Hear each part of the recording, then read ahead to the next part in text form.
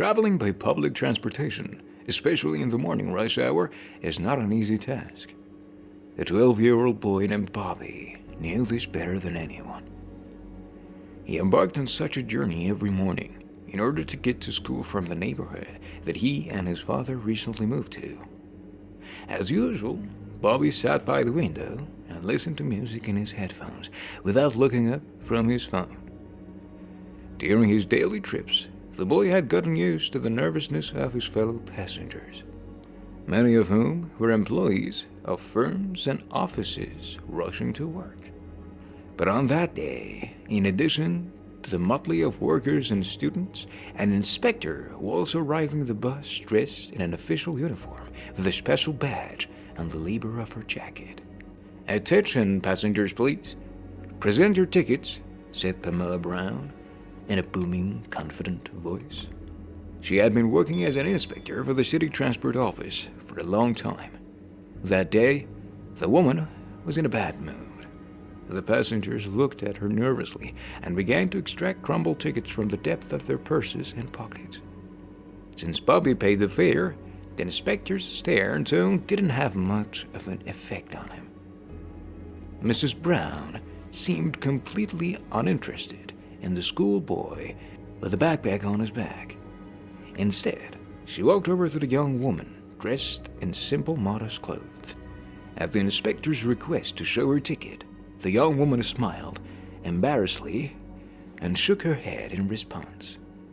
The inspector shouted indignantly so that the entire bus could hear.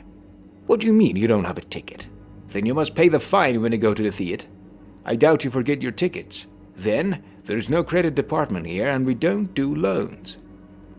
"How can I pay the fine? I have no money on me." "If I had money, I would have gladly paid the fare. You see, I forgot my wallet at home because I rarely take public transportation," the young woman said quietly.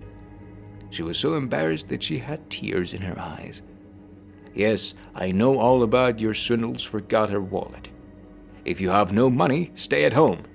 But be so kind as to pay the fine," said the inspector angrily. The young woman tried to object, but Mrs. Brown revealed in her power and was relentlessly attracted by the commotion. Bobby took off his headphones and looked at the young woman with pity. The commanding controller brought her to tears with her reproaches. Mrs. Brown was threatening the woman with police and promising that she would never let her off the bus until law enforcement arrived. The situation kept heating up until Bobby went up to the inspector and gave her money to pay for the young woman's fine. "Here, take this. This should be enough," said the boy quietly, handing the inspector a crumpled-up bill. "Child, don't get in the way. It's not your responsibility to save swindlers," the inspector said rudely. But Bobby was adept and stood his ground. After hesitating for a couple more seconds, the inspector took the money, making a snide remark about the boy's naivety. But Bobby ignored the woman's taunts. He calmly adjusted the straps on his backpack and prepared to get off at the right stop. To the boy's surprise, the young woman followed him. "Thank you. That was so kind of you." "Can you believe it? My car broke down and I left my credit card in the glove compartment." "Don't worry, I'll make sure to pay you back," said the woman, touching her unexpected savior's shoulder. "Don't worry about it all. You don't need to pay me back, really." Bobby said goodbye and hurried to the school building. The young woman, of course, thought otherwise. The schoolboy, of course, didn't know that the young woman's name was Monica Russell and that she was a successful businesswoman. Impressed by the boy's deed, Miss Russell decided to repay him in kind. To do this, Monica inquired about Bobby at his school, describing in detail his looks and approximate age in this way. The young woman found out the name of her savior, and that more than anything else in the world, the boy liked to play basketball and dreamed of becoming a professional athlete. But on the way to his dream stood an obstacle that threatened its realization. The thing is that the gym at Bobby's school was in deplorable state and required renovation. Outdated sports equipment should have been gone to the landfill a long time ago. However, new sports equipment was unlikely to be purchased. After all, Miss Russell was a successful businesswoman with serious assets in many banks of the country. Her modest clothes and behavior could be explained by the fact that she did not like to stand out from the crowd and boast of her financial well-being. The young woman still remembered when her business was in its early stage and when she needed to save every penny in order to achieve success. The businesswoman dressed and lived in a way that she found comfortable, all the while remaining a kind and sympathetic person. Unfortunately, she enjoyed less luck in her personal life. She was tired of the endless stream of men who wanted her only because of her business. Having set the goal of fulfilling Bobby's dream of becoming an athlete, Monica coordinated all the necessary bureaucratic procedures with the school's management and allocated an impressive sum of money to renovate the gym. Miss Russell, however, was not satisfied with his gift. She also wanted to give Bobby a personal gift that he would remember, which would empathize her goodwill towards him to the end. Monica purchased a full set of basketball uniforms for Bobby. She also added an envelope with money, some of which was several times higher than the sum the boy had spent on our bus ride. Monica handed this gift to the boy when she was leaving school to go home. "What is this? This was probably very expensive. Why so much?" the boy muttered, embarrassedly, while looking at his uniform.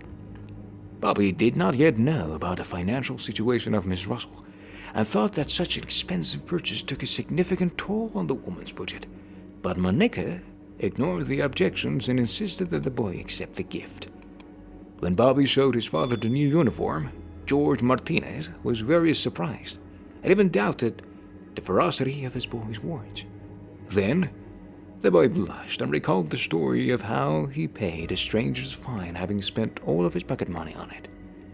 This really did sound like the truth, and once again convinced Mr. Martinez that his son had a kind and sympathetic heart. The single father was able to fully grasp the extent of Mrs. Russell's good intentions. Only a few months later, when he attended his boys' basketball game at school, the game was to coincide with the opening of the school gym, which was recently renovated.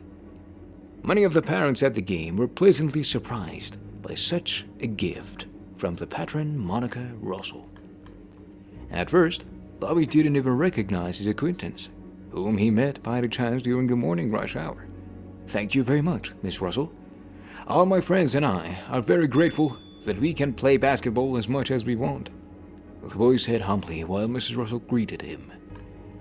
The young woman smiled kindly and responded, "I'm the one who should be grateful, Bobby. You restored my faith in kindness and sincerity. It was you who in difficult moments chose to help me when everyone else chose to ignore what was happening on the bus," said Monica as she hugged the boy. At that moment, George approached them. At the sight of such a nice moment, he smiled and said, "Nice to meet you, Mrs. Russell. My son told me a lot about you, but we didn't know your full name." Monica looked into the eyes of the boy's father and smiled in return. She heard from Bobby's teachers that Bobby's mother died in labor and that Mr. Martinez was raising the boy alone. The conversation continued naturally. Instead of saying goodbye, the three of them headed to the nearest coffee shop. Then George and Monica talked about everything, feeling a growing sense of attraction toward each other.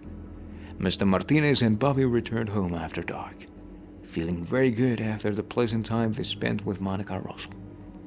After this first meeting, the young people felt great attraction toward each other, which pushed them to meet again. Over time, George and Monica became so close that to Bobby's great joy, they began to consider themselves a couple.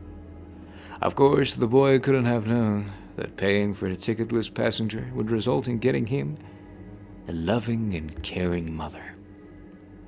It didn't take long for George to propose Monica. Of course, she said yes, and little Bobby smiled so much knowing that George and Monica, whom he loved so much, would soon get married. Many more joyful events awaited the Martinez family after the wedding, among which was the birth of their son, David, and the sporting achievements of Bobby, who chose to become a professional basketball player. If you enjoyed this video, please leave a like and subscribe to Inspire Ripples for more stories.